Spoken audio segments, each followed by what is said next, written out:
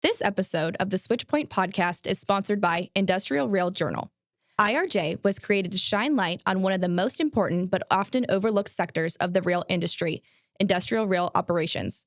From chemical plants and steel mills to grain terminals and transload facilities, thousands of businesses rely on rail infrastructure every single day.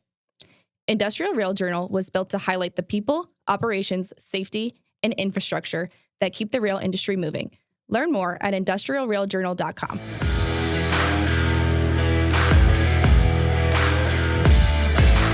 Hey, y'all. Welcome back to the Switchpoint podcast. I'm your host, Joe Poro. Today, we're going to be talking about security within the rail space and why it's important and how many different aspects of rail security really ties into. If you want to hear more episodes like this, be sure to follow us on Apple Podcasts, Spotify, YouTube, or wherever you listen in. So we'll just kind of jump right into it today. Security is a huge aspect to rail, not just compliance, but it's a huge aspect to ensuring that our economy is really benefiting from rail, right? And a lot of that goes around, why it's important to secure the trains, to change up your routes, to change up the timing and the cadence. There's a lot of aspects that we're really going to jump into about why security is important, not to mention certain CFR parts for a lot of the compliance people who want to know, how does this tie into, what it is that I do within the rail space. I think starting off, the biggest thing that comes to my mind is probably going to be the issues that were faced out in California. There was a lot of train robberies that still happened, even though it was like not necessarily the 1800s and the old Wild West, right? But there's still robberies that happen out there. And intermodal freight is by far the easiest one to target, right? It's not always like the Breaking Bad series where they're trying to get diesel out of the rail car real quick. It's not like the movies. It's not that glamorous. What it is, it's these big intermodal trains that are just being parked, and people, they jump in there, bolt cutters, they cut open these Connex doors and they steal the TVs, they steal the goods, they steal whatever it is that big box company is shipping, right? So how do they know when and where to break into the train? Well, a lot of the times the train, they know where the train is going to be parked. And that's based off of the length of the train, right? These criminals are smart. They're pretty smart, a lot smarter than what we give them credit for. Some of these people can get hundreds of thousands of dollars in products, so it's worth it for them to sit there and time out the trains. How long does the train sit in a siding? How long does the train sit in an exposed area, right? What type of train is going to be coming through there? So they might know if it's a 8,000-foot train and it's going to sit in the siding for X amount of time, they've got maybe 30 minutes to get in and get out.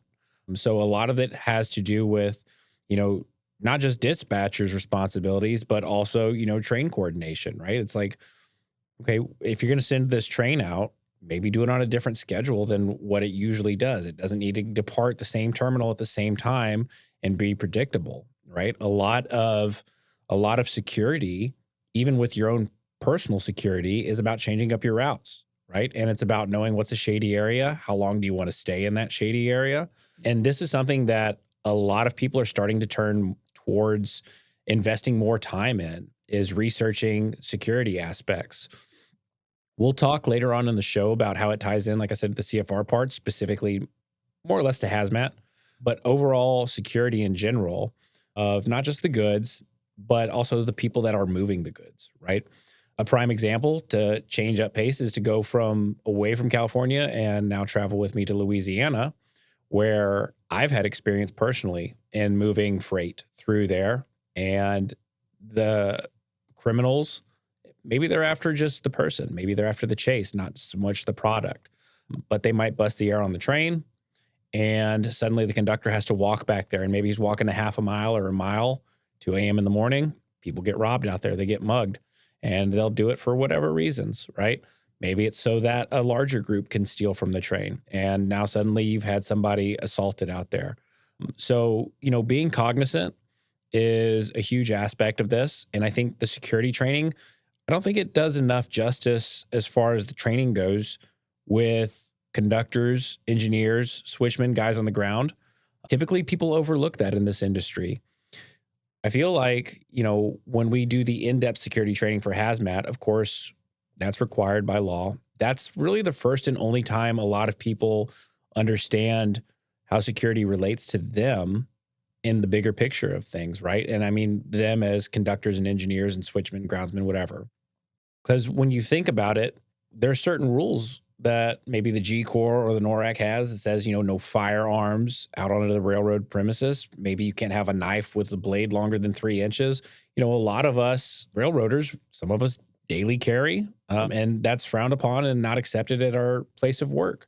And it doesn't just give us security, but maybe it might deter somebody else from trying to hurt us or take the cargo, whatever the situation is going to be. I feel like there should be more emphasis on security at the ground level for the rail operators and not just as a business, right? Because you can write all these SOPs, you can have all of these procedures for and reasons for why you should have a security program in place, but what does that actually mean and how does that translate, into the daily grind of railroading? So we're going to jump more into that, but really, I think a lot of it is, how does securing the train affect the economy? Well, if you're having goods be stolen, if you're having to have trains be rerouted because of theft, if you're having to have trains depart at odd times and call random crews at random times to depart trains for security, or if they have to require now escorts to follow them, that's going to raise the cost of that transportation. And rail is notoriously, beneficial in terms of fuel and all these surcharges, and it's cheaper to move by rail, right? In general. So if we don't really protect security or secure the trains, we're hurting our own economy by having goods stolen and having higher security protocols and extra security measures that are getting passed on to the customers that are using rail as a means. And so I think it was really in the interest of these companies, whether it's a class 1, 2, or 3, whatever it is, right, to really invest into the security of things. And that's not often a topic that gets brought up. Most people just want to know in the industry, how do I get it from point A to point B? But how you get it from point A to point B is what really matters, right? It's not just how fast can I get it there. It's not about this precision railroading. It's about how can I get it there safely and securely. So we're going to talk more about that.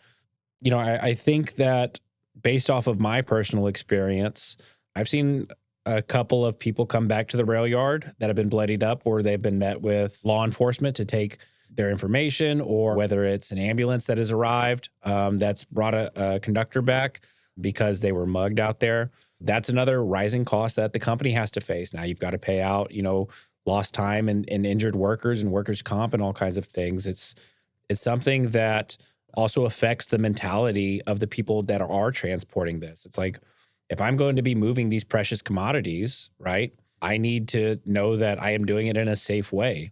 And when you start to take jobs away from the railroad, you start to take railroaders off jobs and make a 3-man job, a 2-man job, and some customers try to make it a 1-man job. It's like, you're really entrusting a lot of money, a lot of time into the hopes that a bad person won't be bad, right? And there needs to be a deeper look into how do we not just protect the products that in turn protect the economy, but how do we protect the people that are moving that? What does that look like? I'm not saying that everyone needs to have a shotgun slung on their back to go out there and move freight, right? I'm not saying that, but at the same time, I don't think enough security options are being explored in this industry. When you look at border states, for example, that's a huge security risk, right? When you come across the border, if you look at some of these trains that move between Mexico and the United States, they have cages around them. They've got bulletproof glass. They've got double locked doors, right? There's all kinds of stuff. People still get on trains. You're moving. Oh my gosh, I can't even quantify how much money gets moved. That's not something I could, give an opinion on, but a lot of money gets moved, right? Rail is still king in the United States. And not just in terms of product that gets lost, not just in terms of, injury to personnel, but then you have national security threats too.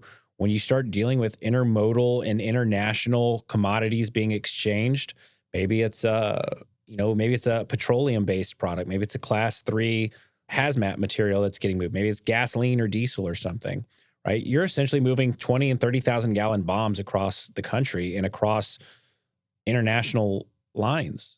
If you don't think that that's a mark for terrorism or for wreaking havoc on a community, you're fooling yourself. So how could something like that affect the community? There's emergency response plans that are put in place, right? There's certain channels that are put in place with some railroads to notify the communities, and those should be adhered to. They're not always adhered to, and communities end up paying the price for that. But a little bit goes a long way, I think is what I'm trying to say here, because there's a lot of different aspects to look at, whether, like I said, it's injury to the person, national security, lost product and raised prices that damage the economy, or longer wait times. I know when I order something through Amazon, I think, oh, I just push a button and it magically appears.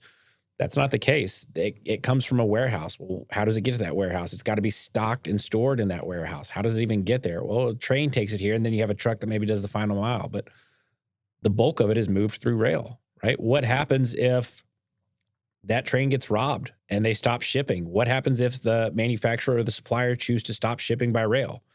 You're going to see longer wait times. So it's not just a matter of convenience or inconvenience. It affects everything. And, there's a lot of tie-ins with law enforcement and the role that they play within this, right? So the easiest way to tie that example in is talking into the hazmat side. When you go through your part 171 through your 180, your hazmat stuff, it talks about your in-depth security plans, right? And your security action plan. And the DOT wants to know, how are you securing this hazardous material, for instance? Well, some of that is urban planning or rural planning, wherever you're storing these cars or moving the cars. A prime example would be we had a customer down in Laredo, right there on the border, and it was literally a stone's throw away. This was during the open border policy. The customer had people walking in and out of the rail yards, people sleeping under the rail cars, getting on top of the rail cars, graffitiing on the rail cars. People were throwing rocks and shooting guns at these rail cars without any regard to the safety of others around them or how, what could happen if you shoot at a rail car, right? And it's crazy. It happens. But an aspect of that to tie into law enforcement was we had the customer reach out to Border Patrol and the local sheriff's office to help deter people from coming in there, whether that was on a federal level, a state level, or a county municipal level, right? It's getting law enforcement involved. And that can be written into a security action plan, and that's something that's often overlooked. People think, oh, I've got to pay X amount of money for gates, barriers, security cameras, signs, security guards, or have an ATV that drives around, whatever. It's like, maybe just reach out to the local law enforcement and have them come out there and proactively patrol. Law enforcement loves keeping their community safe. That's why they do what they do, and so reaching out and utilizing all the appropriate channels is really important. And law enforcement is a great route to go through. I also think that a lot of the rail industry could really benefit from joint exercises with law enforcement, right? As we see that, rail crude oil is being moved by rail, right? More and more, or whether that's maybe packaged big box goods, right? Something that could be a threat to either our economy or national security.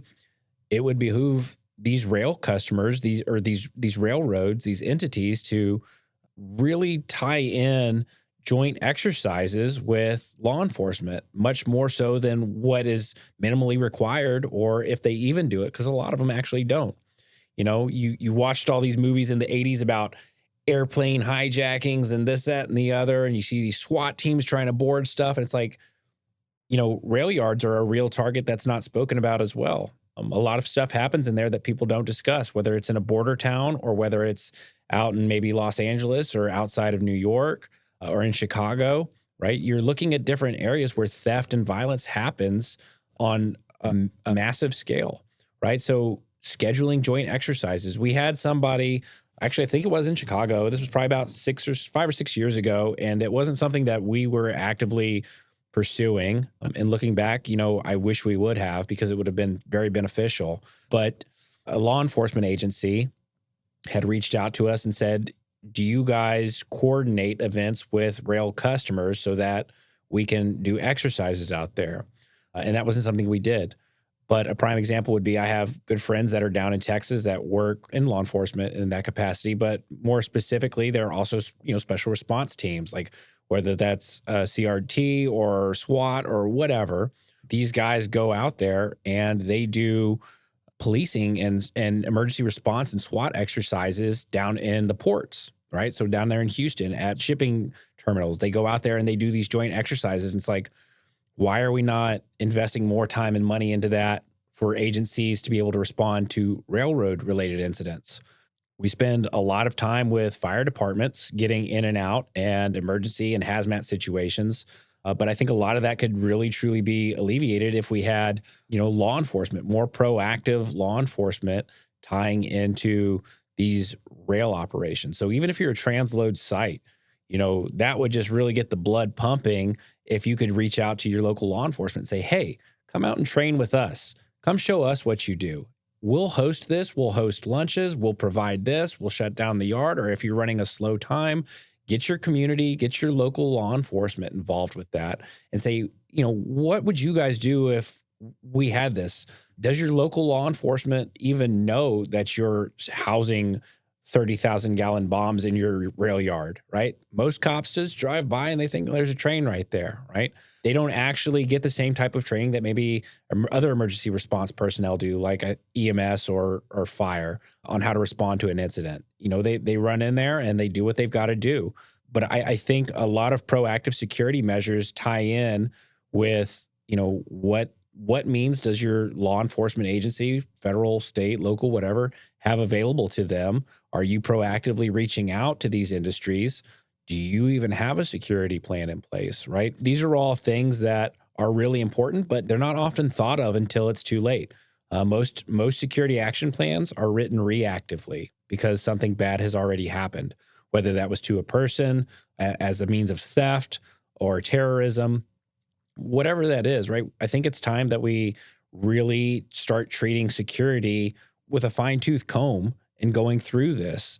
As you know, as our listeners know, we play a massive role in the transload community, which is obviously a up and coming and a booming side of the rail industry, but it's also very volatile, right? It has interchanging workforces with sometimes a rotating door, right? Where people come in and they know how a company works and then they leave, or they get fired and they're disgruntled. Or maybe a community is not happy that this new transload customer popped up and they're moving hazmat through their community. So what is it that these transload customers, if you're a transloader, we'd love to hear from you. But what is it that y'all are doing that's proactive in means of getting involved with a security plan, right? Because having something on paper, doing a one-off PowerPoint training on it, it's not going to cut it. What does the real life exercise look like? How many times do you run through an exercise, a simulation where you're saying, okay, let's do some A/B testing on this, right? We've got this in place. Now let's pressure test it. We do that for our finances, right? We do that for our workforce personnel. We have other people on call when needed in case somebody lays off or if they call in sick, whatever the situation is, right? We do that for first aid. But what are we doing to actively test our security measures and our security protocols at these places? But what are we doing to test our security programs if they are in place? When was the last time they were revisited? If we're watching some PowerPoint from early 2000s, it's not going to cut it, right? Security plans are very much aligned with business models. They have to be curated. They have to be custom tailored to what it is that you're doing. It's not a one size fits all type of thing, right?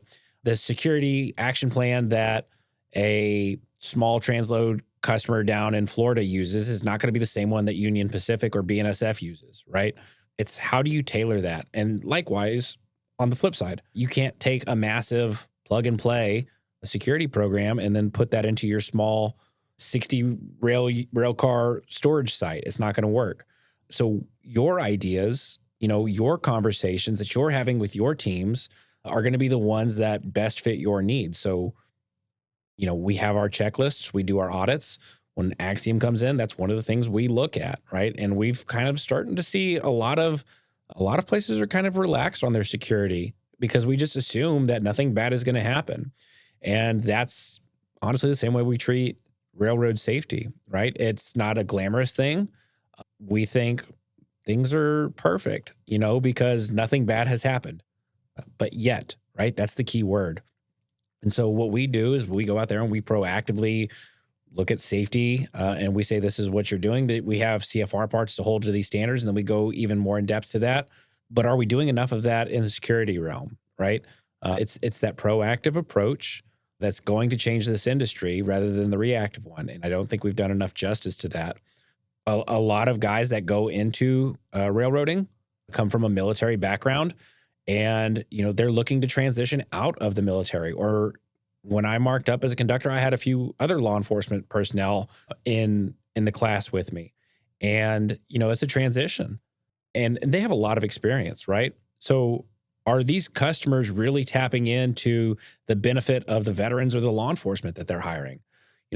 Hey, would you mind taking a look at this, right? When we were in the military, we used to do this OP4, which was like an opposition force type of thing where we would, fire blank rounds at our own guys, and we would have them test us. And we would push and poke and prod at security measures to see how well did we respond.